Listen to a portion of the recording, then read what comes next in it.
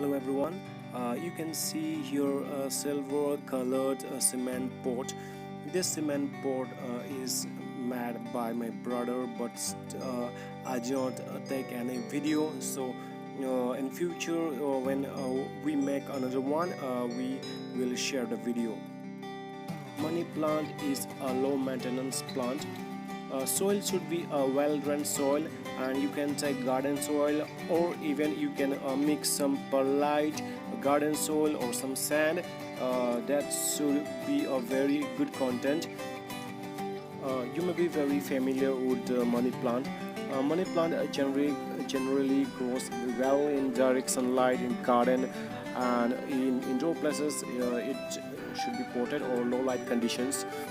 This money plant I have propagated on the plastic glass.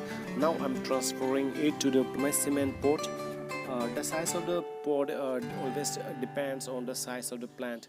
It is better in future for big pots, because in future the plant needs growth. So if in small pot the growth could be restricted. Soil should be a well-drained soil in what money plant requires.